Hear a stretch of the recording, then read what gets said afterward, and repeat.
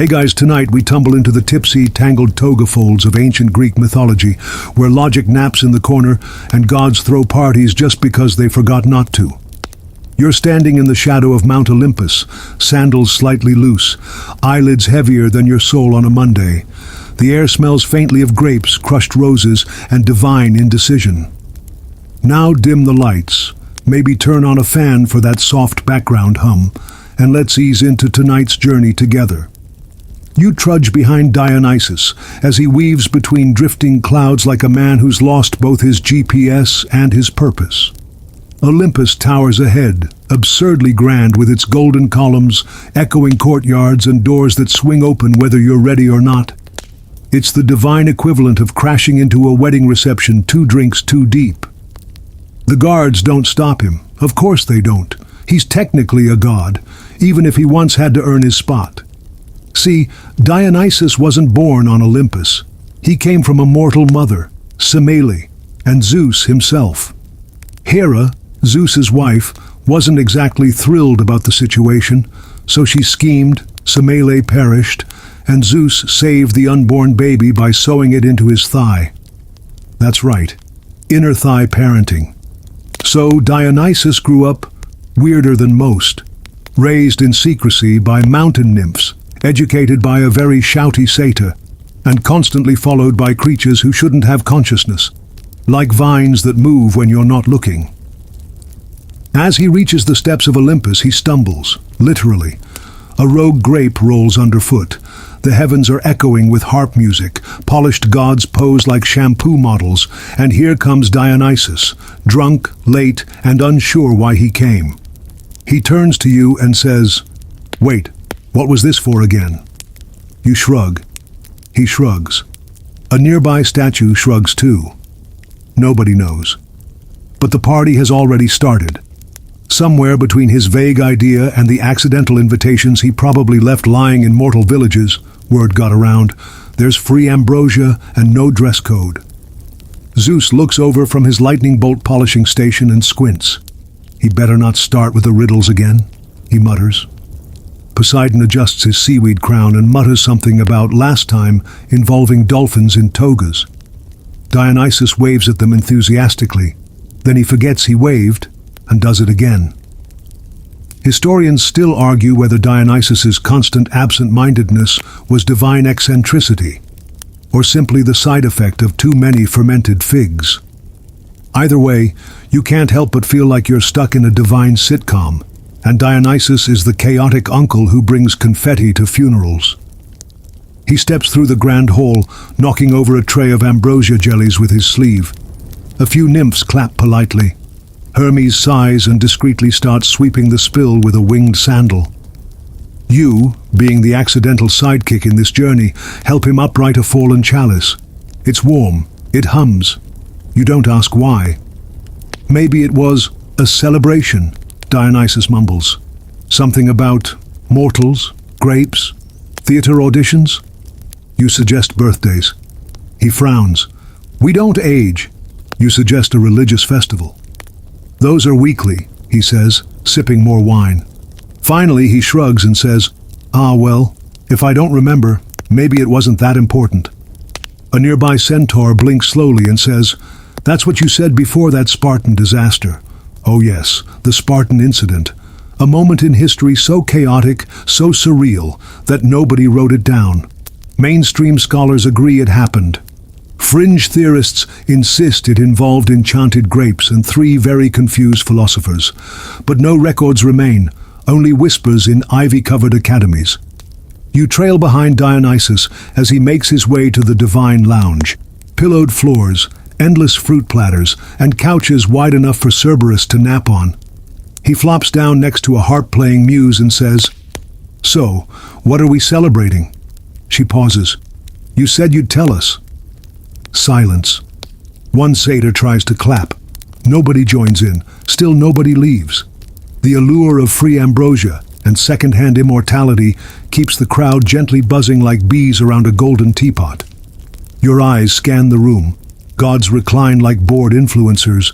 Some mortals sit wide-eyed and overfed, and a few woodland creatures keep trying to join the divine conga line, forming spontaneously in the back.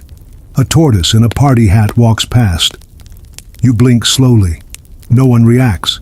That's Olympus for you.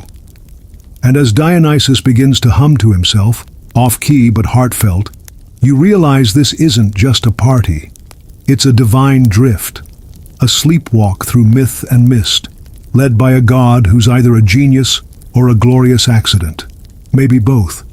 But something's coming. A talking goat, a tiger chariot, a man who will turn cheese into gold. And none of it will bring clarity. But for now, you sit back, sip something bubbling, and pretend to remember why you came. Because you're not alone in this. No one here knows. And frankly, that's part of the charm. You're sitting in a velvet beanbag shaped like a lotus flower, sipping something that tastes like fermented dreams, when Dionysus suddenly gasps, loud enough to make Aphrodite drop her mirror. "I remember," he announces, standing with the grace of someone who absolutely does not remember.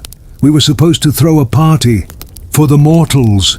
The crowd gives a polite cheer, mostly out of relief that there's now a theme. You glance around. A few demigods start adjusting their robes.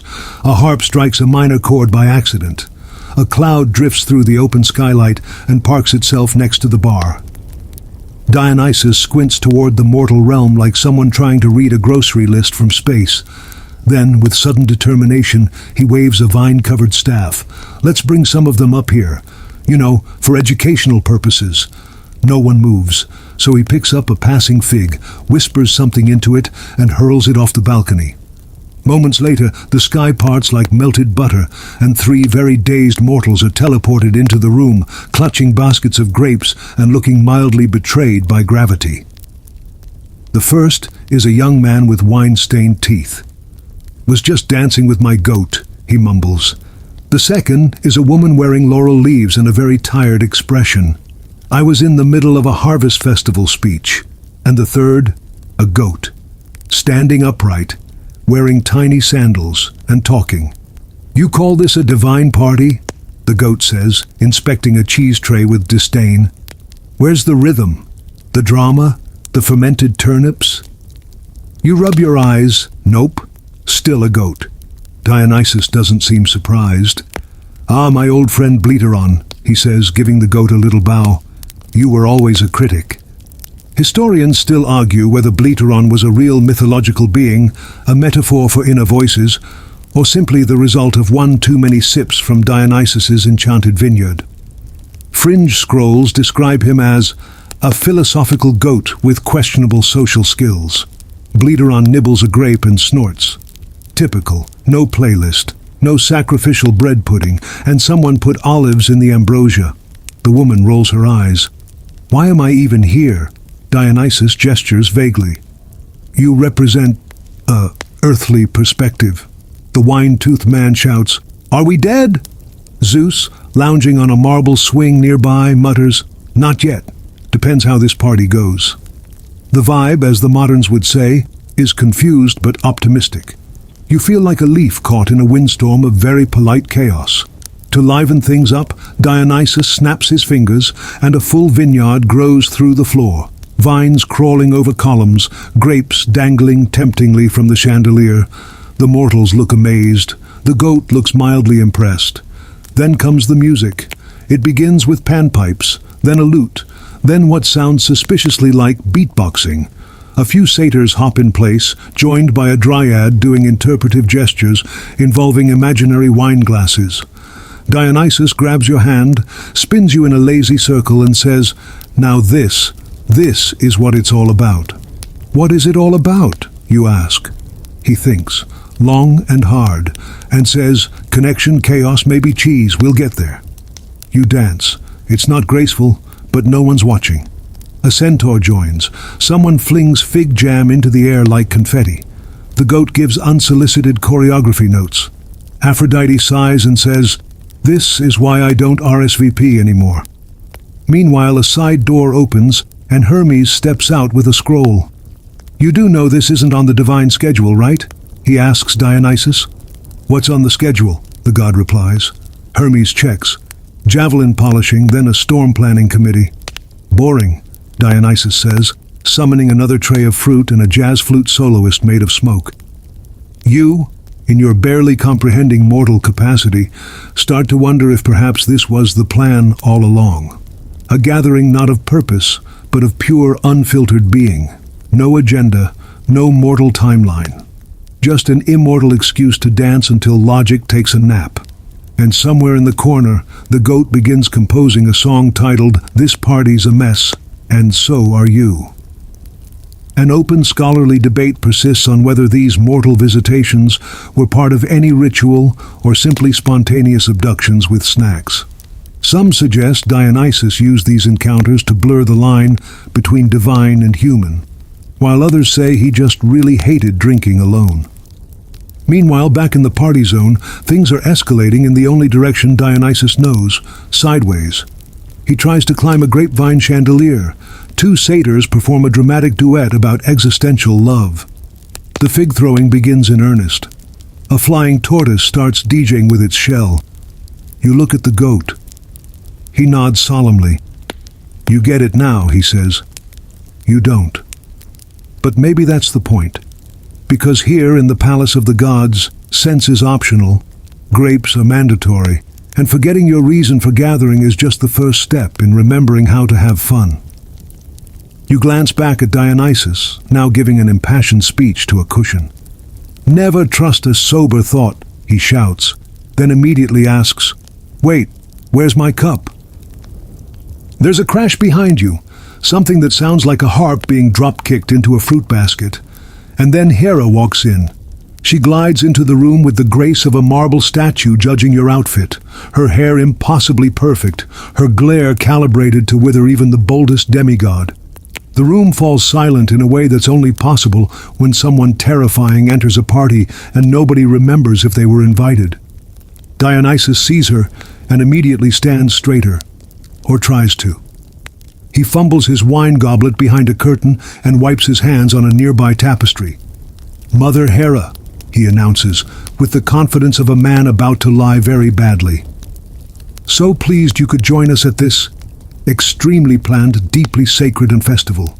Hera crosses her arms. What exactly are we celebrating? A long pause. Dionysus smiles. The mortals, unity, eternal joy. Are you drunk? She asks. Not spiritually. You glance at Hera's expression and silently place bets on whether lightning or passive aggression will strike first. Hera walks across the sticky floor. Ambrosia has now formed a mild syrup layer and lifts an eyebrow at the talking goat, Bleateron, who is balancing cheese cubes on his horns. This isn't even the worst Olympus gathering I've seen, she mutters, but it's close. She then turns toward the food table, inspecting it like a disappointed restaurant critic. Her robe brushes past a bowl of immortal olives. They explode in sparkle. No one reacts. Hera plucks a grape, sniffs it, then sets it back down like it personally offended her. Dionysus tries to distract her with a grand toast. To the unpredictable joy of divine union and the fruits of inspired madness. The toast is received with silence, broken only by the sound of the goat chewing loudly. Somewhere near the fountain of fizzy nectar, Ares mutters to Apollo, "Why does he always host these things without telling anyone?" Apollo shrugs. You think he remembers anything after the first hour? A mainstream historical record from 5th century Athens includes a curious passage about a festival, where participants claim to be possessed by wine and rhythm, summoned by a god in leopard skin, with no itinerary. Scholars debate if it was literal or just peak marketing. Back in the present chaos, Dionysus attempts damage control by ordering more food. He waves a fig leaf dramatically, and suddenly, boom, tables groan under new delicacies, roasted phoenix wings, pomegranate pearls, moon honey pastries. Unfortunately, he also knocks over a bowl of ambrosia right onto Hera's divine sandals. She stares at her foot. He stares at her foot. You stare at the floor and try not to exist. Whoops, Dionysus says, voice a little too high-pitched. Hera doesn't speak. She simply turns toward the crowd with the slow, practiced grace of someone choosing whether to smite or monologue.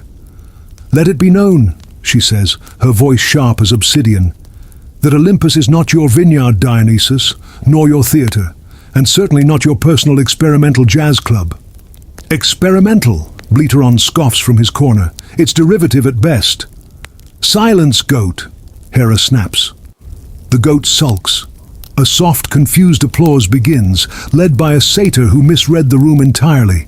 He stops midway and pretends he was just adjusting his sleeves. Dionysus, ever the optimist, or maybe just perpetually unaware of consequences, lifts another goblet and says, "Mother Hera, let us not be burdened by rules tonight. Let us revel." Hera's nostrils flare. You brace for divine lightning. Instead, she sighs. The sigh of a cosmic entity who has long given up on controlling anything involving Dionysus. "Fine," she says, "but if anyone sings about frogs again, I'm dissolving the pool." This prompts a cheer, not about frogs, but about Hera not ending the party. Even Zeus gives a half-hearted wave from his cloud lounge, clearly relieved not to intervene. There's a long-standing fringe theory that Hera secretly enjoys these parties but pretends to hate them for brand consistency. One scroll even claims she once led a conga line in disguise. Naturally, it's debated. To salvage the atmosphere, Dionysus claps his hands and starts a game of divine ambrosia pong. Two immortals, a giant nymph, and the goat join in. The goat wins by headbutting the chalice into the moonlight. You wander toward the music area, where the muses are now playing a lullaby that somehow turns into a disco beat halfway through. A harp transforms into a guitar, then back again. Nobody notices. Dionysus waltzes back over, one sandal missing, and leans in. "She's warming up," he whispers, nodding toward Hera. "I saw her twitch during the drum solo." The drum solo, for context, was performed by a squirrel on a coconut. You lean back against a grapevine pillar and breathe in the odd, heady air of immortality, confusion, and mild fruit fermentation. Everything glows slightly. Time doesn't so much pass as stretch, like warm cheese. Someone has painted a mustache on the statue of Athena. Someone else is trying to teach a tree how to limbo. And Hera? She's sipping something floral and definitely alcoholic while watching the goat do a stand-up comedy routine for Hades, who arrived 5 minutes ago and already regrets it. It's not exactly order, but it's not destruction either. It's Dionysus. And somehow, impossibly, this is Olympus on its best behavior. Somewhere in the foggy folds of the party, where the vine-covered walls shimmer like heat waves and the floor feels vaguely like sponge cake, you hear it. A guttural roar, low and feline, rumbling like a sky full of lazy thunder. You turn just in time to see Dionysus, of course it's Dionysus, riding into the hall on a golden chariot, pulled by 2 tigers. Yes, tigers. They're real, massive, purring like they own the place, with garlands of ivy tangled around their necks and the expression of creatures only mildly interested in participating. "Did anyone call for a divine entrance?" he shouts, throwing a handful of glittering pomegranate seeds into the air. One lands in your drink. It blinks at you. You blink back. No one questions the tigers. No one tries to stop them. A few gods politely scoot their chairs out of the way as the majestic beasts pad across the marble floor, tails swishing, one of them lazily licking a goblet off a pedestal. This is how Dionysus commutes when he really wants to make a scene. And according to a preserved fresco in southern Italy, he's been doing this since at least the 4th century BCE. Historians still argue whether the tigers were literal or symbolic. Fringe scholars suggest they were transformed drunken Spartans who lost a bet. The chariot screeches to a gentle stop, next to a growing mountain of satyrs playing charades. "All right," Dionysus declares, leaping down and landing in a pile of flower petals. "Time to deliver the great speech." The room stills. Ares sets down his sword. Apollo pauses mid-lyre. Even Hera turns slightly, suspicious but curious. Dionysus clears his throat. "Dear friends," he begins in a voice both theatrical and unconvincing, "we are gathered here today to—" He stops, scratches his head, looks around. "Wait, Why are we gathered here today? The room waits. He nods sagely, then turns to the nearest satyr and asks, "Was it something to do with fermented mushrooms?" The satyr shrugs. The tigers yawn. You feel your eyelids drooping, your thoughts drifting in lazy circles like bees on vacation. The party feels endless and dreamlike, a place where nothing matters quite enough to worry about it, and honestly, it's kind of wonderful. Meanwhile, a small crowd has gathered around the tigers. A few demigods are taking turns petting them. One nymph is trying to braid a tiger's whiskers into a friendship bracelet. The tiger doesn't stop her. You get the feeling these cats have seen worse. "I rode these tigers through India once," Dionysus says proudly. "Back when I was pretending to spread vine cultivation. Mostly, I just got lost and discovered how good mangoes are." That little tidbit aligns with ancient rumors of Dionysus's far-reaching travels. Some versions of his myth say he ventured as far as India and was worshipped in strange hybrid forms. Some statues even depict him with elephants. But let's be real, tigers pulling a chariot is a stronger aesthetic. "Do they ever bite?" someone asks. Dionysus pats one of them on the nose. "Only if you insult their fashion choices." The tiger sneezes on a passing nymph. No one even flinches. A growing number of partygoers start to gather near the chariot, thinking maybe this is the new attraction. Someone tries to climb onto one of the tigers. It politely flicks them off with its tail. You sit beside one of the great cats, stroking its warm, sleek fur. It smells like cinnamon and pine sap. Its eyes, half-lidded and indifferent, seem to say, "You're doing fine." Probably. From behind you comes the sound of footsteps. Click, click, clack. Unmistakably high heels on marble. It's Artemis, goddess of the hunt, arms crossed, expression suspicious. "You brought tigers into Olympus?" she asks deadpan. "Technically," Dionysus says, "they brought me." Artemis exhales the way one does when choosing not to commit a divine crime. "They better not eat anyone. They've been on a liquid-only diet," Dionysus says, handing her a glass of wine. She declines. "I'm fasting." Bleederon the goat ambles up, squinting at the tigers. Cats with attitude, classic Dionysus move. Overcompensation, maybe? The tiger snorts. Bleederon quickly changes the subject. Off in the corner, a new commotion starts. One of the tigers has flopped onto its back, paws in the air, and a group of minor deities is playing a game called Don't Wake the Beast. It involves balancing grape bunches on its belly. Currently, they're at 12. Meanwhile, Dionysus climbs back onto the chariot for no reason other than to pose. "Let it be known," he proclaims, "that this party shall forever be remembered as the night of roaring joy and forgettable wisdom." No one writes it down. The goat mutters, "Wouldn't be the first forgettable party."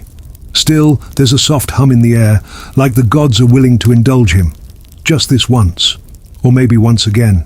After all, he's the only Olympian who throws parties not for power or glory or control, but simply because the mood calls for it. And honestly, there's something sacred in that. The chariot creaks forward. The tigers pad softly across the now grape-sticky floor. You follow behind, shoes suctioning slightly with each step.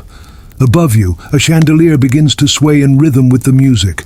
Below, the marble tiles glow faintly with divine warmth. And somewhere in the distance, you hear Dionysus whisper to himself, "Still can't remember why we're here." You're mid-step, trying not to trip on a vine that has definitely moved closer since you last looked at it, when you notice a new presence at the edge of the gathering. 3 robed figures, bearded, slightly confused, wearing sandals so flat they scream pre-philosophical orthotic technology. They've arrived summoned by the vague rumor of divine wine and a celestial open debate forum.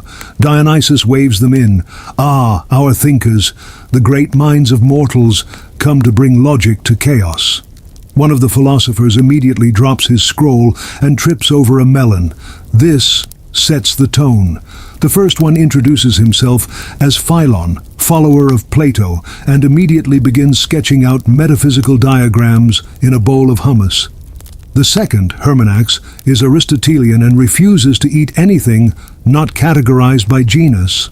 The third doesn't give his name, but instead asks you, "What is a name truly?" You back away slowly and pretend to be fascinated by a floating pastry. Meanwhile, Dionysus is thrilled. "Philosophy, my favorite form of confusing storytelling." Bleater on the goat snorts, more like structured mumbling. The philosophers begin arguing almost immediately about essence, purpose, and whether or not a divine grape is still a grape if it sings when you eat it. It does, alto soprano. Hermenax pokes one with a fork. It hums a lullaby. He drops it in terror. Dionysus, completely unbothered, passes them all a goblet of wine. "Loosen up. You're at a divine function. Nobody wins arguments here. We just remember them differently." You sit down on a plush cushion made of woven starlight and try to make sense of the scene. One philosopher is talking to a cloud and taking notes. Another is trying to chart the logic of the party layout and keeps accidentally entering the same hallway over and over again. "Non-Euclidean architecture," he mumbles, "and possibly cursed." Dionysus plops down beside him. "That's just the hallway to Hera's mood swings. Don't go too far, or you'll end up in a thunderstorm wearing last week's sandals." Across the room, one of the muses offers the philosophers a riddle. What has no shape, gives no answers, and yet draws everyone toward it. They debate it for half an hour. It was supposed to be the moon. Bleateron suggests, "It's Dionysus." The room pauses. Nobody disagrees. This chaotic merger of divine party and academic nightmare continues. One philosopher has turned the tiger's tail into a compass. Another is trying to philosophize a fountain into boiling water.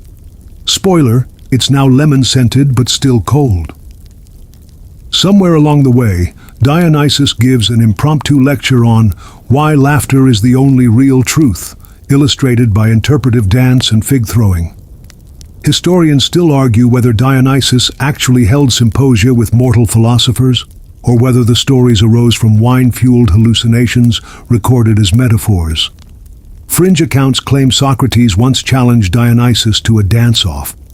Evidence is thin, but compelling. At this point, the philosophers are losing their grip. "I came here to explore the essence of truth," one moans, "and instead I'm wearing a toga made of licorice." You nod in understanding. Across the hall, Hermes has returned with a scroll labeled "List of Party Violations." It's 30 pages long and includes things like grape-based teleportation abuse, unsanctioned animal ride-sharing, and existentialist goats. He hands it to Dionysus. Dionysus eats it. Hera, sipping something potent out of a meteorite cup, raises an eyebrow but says nothing. Maybe she's bored. Maybe she's waiting for the philosophers to implode. Or maybe she's just finally drunk enough to accept the absurdity. In a moment of temporary sanity, Philon asks Dionysus, "But why do you really throw these parties? What are you trying to teach us?" Dionysus leans in, voice soft as velvet, "To remind you that not everything needs a reason." There's a pause. Then a satyr slips on a cheese rind, and the conversation explodes into another debate about fate versus footwear. You look around. The air is thick with paradox and flower pollen. One philosopher is dancing with a cloud, another is trapped in a logic loop, and the third is serenading a shrub. And Dionysus. He's twirling in slow circles, singing off-key, completely in his element. It doesn't make sense, but maybe that's the point. Because when reason fails and logic collapses under the weight of divine nonsense, there's still joy. There's still dancing, and there's always wine. The goat burps softly and says, "This is actually better than last year." You wander through a corridor woven entirely of grapevines and very poor decisions, trailing the fading sound of goat-based philosophy, when you find yourself back in the heart of the party, just in time for the arrival of someone you weren't expecting. King Midas. Yes, that Midas. He walks in confidently, sporting golden sandals, a golden belt, and a vaguely terrified expression that suggests he's already touched something he shouldn't have. Behind him, a trail of golden footprints. He spots Dionysus and hurries over. "Old friend," he says with forced cheer, "I heard you were throwing something, possibly a festival, or maybe an eternal divine accident." Dionysus beams. "Midas, you made it. Come in, don't touch anything you love." The advice comes too late. Midas tries to shake Dionysus's hand, but then thinks better of it and offers a polite wave instead. His fingers twitching like they're still trying to forget that time, he turned his wife's favorite chair into bullion. You sit nearby, sipping nectar with an increasingly tired nymph, and watch the interaction unfold like a mythological sitcom. Dionysus throws an arm around Midas and shouts, "Everyone! This man once turned his breakfast into bricks. Let's welcome him with a feast." You feel the tension in Midas's posture. The last time Dionysus rewarded him, it nearly destroyed his life. The infamous golden touch wasn't exactly a win. He couldn't eat, he couldn't hug, even his pillow betrayed him. Historians still argue whether Midas's story was a cautionary tale about greed or simply Dionysus being overly generous and underinformed. Some versions even say Midas regretted asking, but was too polite to take it back until it was too late. Classic people-pleaser move. Anyway, this time Dionysus hands him a cheese platter, and for reasons that defy both logic and lactose tolerance, Midas takes it. Instantly every slice turns to gold. He sighs. Every time. Bleederon appears beside you, muttering, "You'd think he'd learn." The philosophers re-emerge from the shadowy corners of the grape corridor, now wearing matching leaf hats, drawn by the smell of melted cheddar and moral consequences. "This is clearly a metaphor," one mutters, "or indigestion." The golden cheese has now fused to the plate. Midas sets it down with the care of a man handling explosive fruit. A few deities gather around to admire the edible art. Apollo tries to play it like a xylophone. Meanwhile, Dionysus giggles and produces another tray. "Here, try this one. It's from a goat who only eats moongrass." Midas hesitates, then takes a bite. It turns to gold halfway through the chew. He chews anyway. You make eye contact. He shrugs, mouth full of shimmering curds. "Still better than last time," he says. Suddenly music bursts to life, not from the instruments, but from a statue that's been very quiet until now. It sings a jazzy ode to the man who couldn't snack, while two dryads do interpretive dancing with wheels of camembert. It's unclear who taught the statue to sing, probably Orpheus, or maybe it was bored. A group of minor gods begins taking bets on how long Midas will last before turning something critical into a treasure. One of them is already sculpting a tiny throne for a golden breadstick. You notice Dionysus watching it all, with the satisfaction of a chef watching a soufflé rise slightly off-center, but still technically edible. "Is this the purpose of the party?" you ask. Dionysus looks at you, slightly cross-eyed from whatever glowing liquid he's been drinking. "The purpose," he says, "is to forget what purpose means." That's not helpful. But it fits. The party drifts onward. Midas is now trapped in a game of "don't drop the chalice," with a few very sarcastic satyrs. Everything he touches adds to the decor. One of the tigers is now wearing a golden paw ring and seems very pleased about it. Bleederon sighs, climbing onto a small podium made of crushed grapes. "Let us reflect," he says to no one in particular, "on the idea that value is relative. A golden cheese is just a rock with commitment issues." A small round of applause, then a melon explodes. No one knows why. Probably Orpheus. You sit back down, your head gently spinning with a mixture of celestial music, philosophical nonsense, and the very real sensation that the floor is breathing. Midas waves at you from across the room, a little chunk of gold stuck to his chin, and shouts, "Tell your world, wealth doesn't season food." Dionysus raises a glass. "To forgetting, to cheese, to glorious mistakes." The goat mutters, "And to never learning from them." But in this strange divine swirl of myth and music, nothing seems like a mistake. Just one long dreamlike detour with glitter and consequences. And the cheese, well, it's worth its weight in storytelling. You're resting now, half reclined on a pile of cushions that suspiciously smells like mulled wine and moonlight, when a hush falls over the great vine-draped hall. Dionysus, ever the center of gravity in this floating carnival of nonsense, clambers up onto a makeshift stage assembled from overturned amphorae, harp cases, and one very patient satyr. His toga is askew, there's a grape stem stuck in his hair, and he's holding a goblet with the conviction of someone about to give a toast he definitely hasn't prepared. "All right," he booms, voice echoing off the marble like a goat in a canyon. "Let us now remember why we're all here." A pause, a long pause. He scans the room with glazed eyes, as though the answer might be printed on someone's forehead. "Anyone," he adds, less confidently. You shift slightly in your warm, slightly humming cushion and glance around. The crowd is frozen in a polite, awkward silence, like they've all just realized they showed up to a wedding rehearsal for the wrong couple. One of the philosophers clears his throat and says, "You said we were here to explore divine purpose." A nymph shouts from behind a pomegranate column, "You told me it was your celestial birthday." A satyr yells, "You promised there'd be a cheese summit." Dionysus waves a hand. "Yes, yes," and he blinks. "Also, something about joy, or mortals, or a very long toast." You can see it, the slow-motion collapse of his speech plan. The audience senses it too. Apollo covers his face. One of the tigers lets out a dramatic yawn. Bleateron sighs loudly and says, "Here we go again." Dionysus squints into the distance like a man searching for meaning in a bottle of olive oil.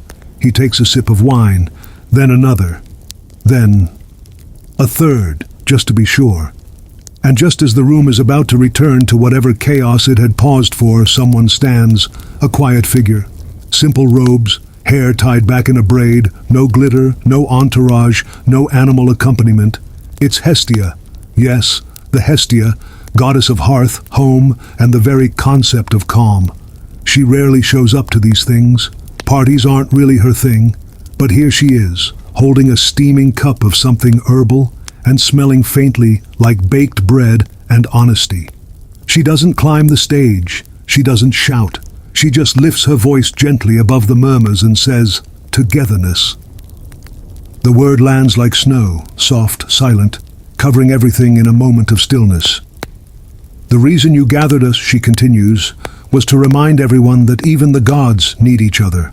Not for war, not for power, but for warmth, for company, for joy without agenda." Dionysus stares, blinking slowly. "Right, yes, that's it." He throws an arm out dramatically and declares, "The party of togetherness. I remember now. That's what I meant all along." Hera, seated nearby with a new goblet of something disturbingly blue, raises an eyebrow but says nothing. You swear she almost smirks. The room relaxes. Conversations resume, but quieter now, softer. The harpists play something lullaby-like. Satyrs begin gently sweeping confetti into artistic piles. Even the philosophers take a break, using their scrolls as pillows. Dionysus steps off the stage and lands in a crouch like a drunken superhero. He plops down beside you, wiping glitter from his forehead. "See," he whispers, "always had a reason." You smile. "You had several." He laughs. "Details." Across the hall, one muse begins composing a slow poem called "Ode to the God Who Forgot on Purpose." The title is already too long, but no one dares edit it. Bleateron ambles over and climbs onto a small pile of figs, like it's a soapbox. "Let it be known," he declares, "that even nonsense has structure. That joy, unplanned, still builds bridges between souls." He pauses. Then farts softly. No one flinches. Somewhere a nymph begins humming. A tiger rolls over and flicks its tail rhythmically. A philosopher uses a fruit bowl as a foot bath. It's not traditional harmony, but it's something. As the party tilts gently into its cozier phase, you close your eyes. You're not sure if you'll remember this later, or if it even wants to be remembered. Some parties are like dreams, meant to melt away when the sun comes back. But here now, wrapped in godlight and grape-scented absurdity, It all makes sense. Sort of. And that's enough. You drift gently through the ever-softening atmosphere, where music no longer dances but sways, like a hammock caught in a slow breeze. Around you, the party has settled into that strange, in-between hour. Too late to be lively, too early to call it over. Dionysus lies belly up on a wine barrel that has become his personal lounge, giggling at a vine that seems to be telling him jokes. You sit nearby, propped against a cushion that still purrs occasionally, your limbs comfortably tangled in a blanket made from literal stardust and what might be extremely soft goat hair. "Hey," Dionysus says, turning to you, eyes half-lidded.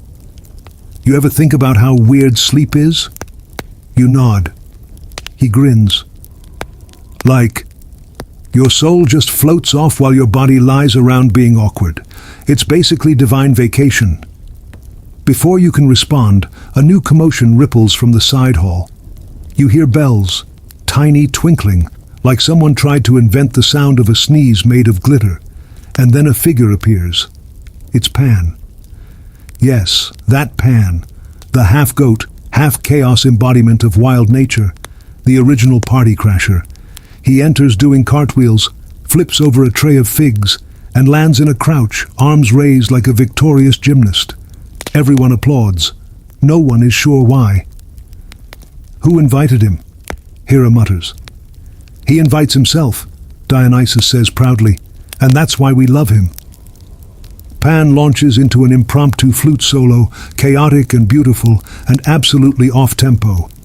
A nearby dryad begins spinning in place, hypnotized by the sheer randomness of it. You glance toward the philosophers. One has passed out mid-sentence, face first in a bowl of hummus. Another is journaling frantically.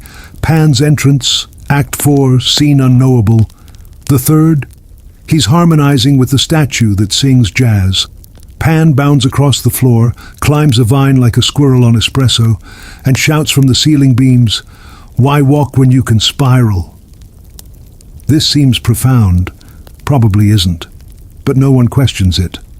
Historians still argue whether Pan was ever formally welcomed into Olympus, or whether he simply appeared so often that he became furniture. Some say he represents primal joy, unpolished and untamed. Others suggest he's a metaphor for social anxiety with hooves. He drops from the beam, lands on a sleeping tiger, and begins telling a riddle involving acorns, moons, and the sound of regret. The tiger groans but does not protest. Dionysus sits up suddenly. "Wait, Pan's here. That means we can do the thing." Everyone perks up. Bleederon raises an eyebrow. "Not the fig juggling again?" "No," Dionysus grins. "The forget-me feast."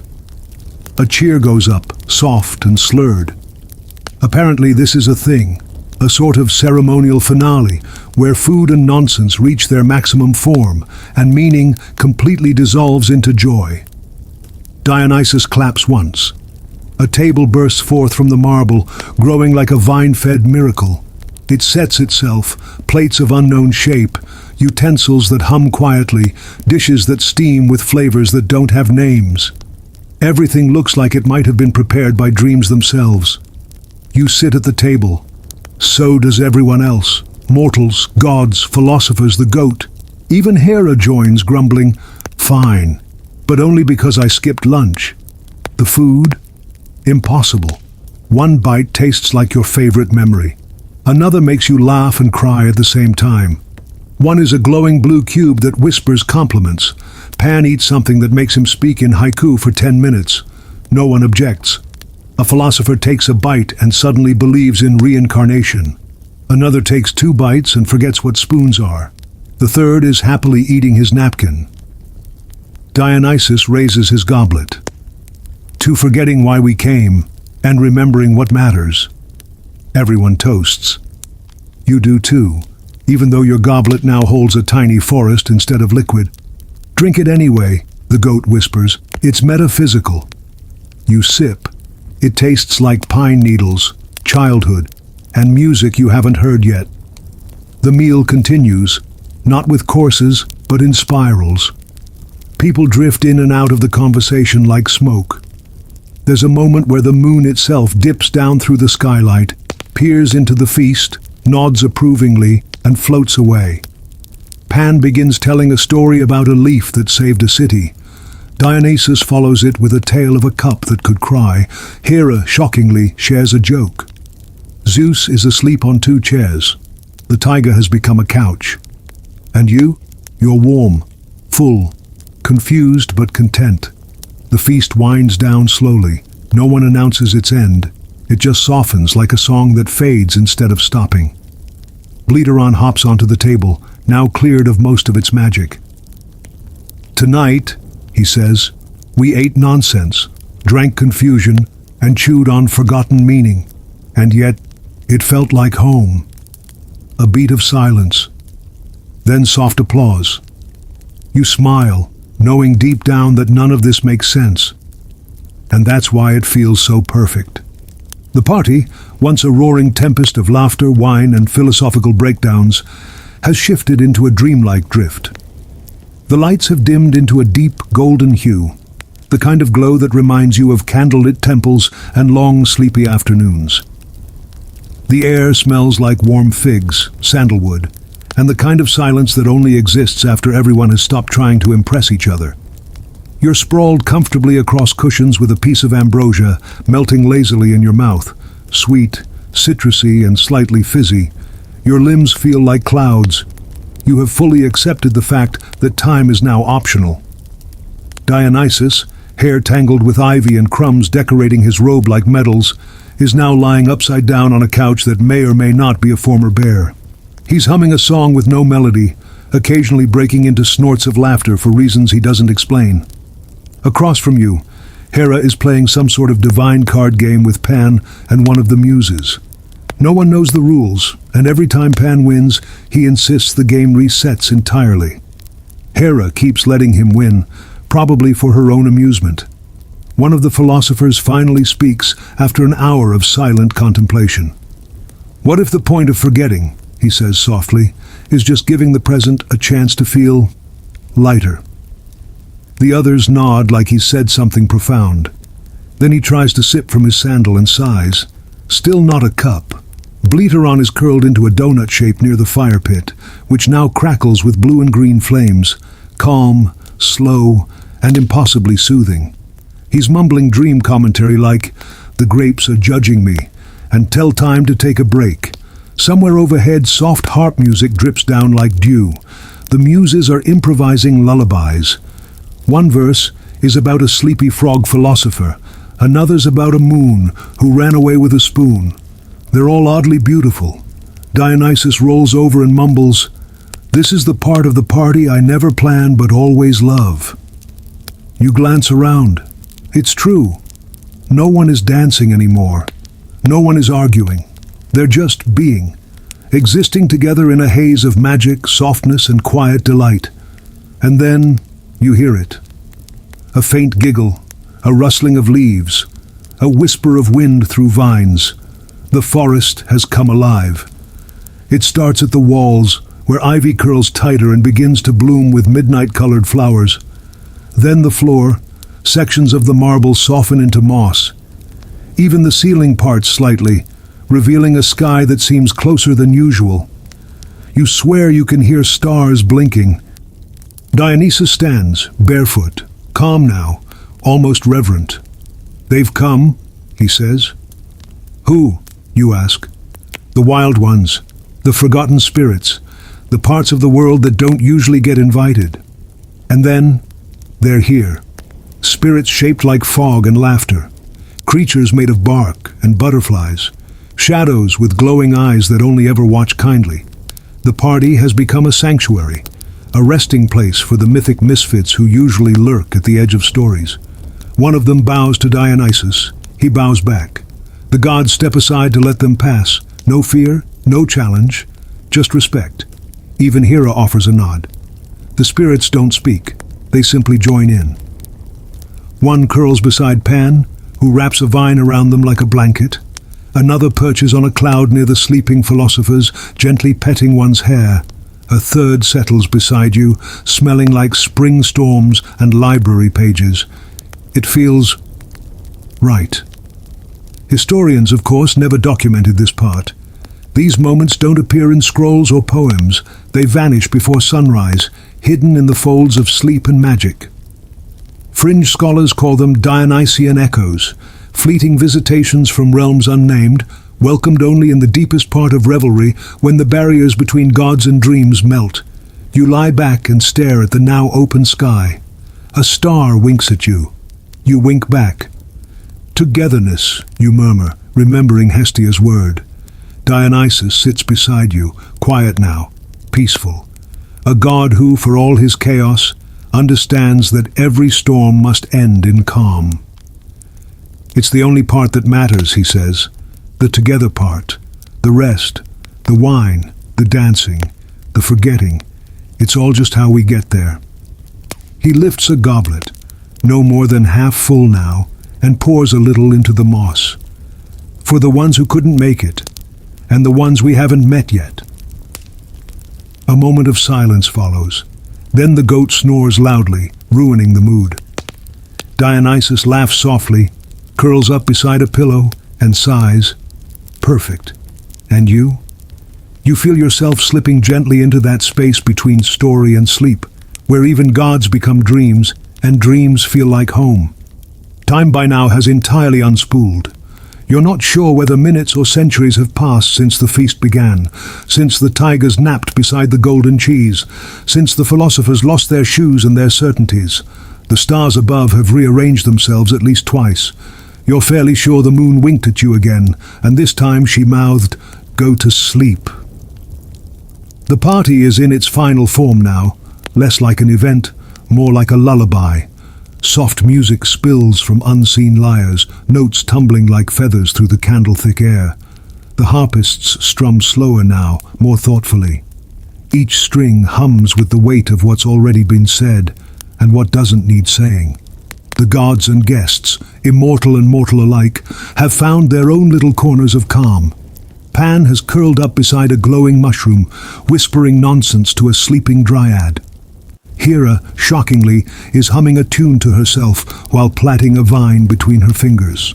The philosophers are drooling into scrolls, still muttering about truth, but gently now, like toddlers arguing in dreams. Dionysus sits next to the fading hearth, stirring the embers with a laurel branch. His eyes are half-lidded, his voice a whisper that only those still awake can hear.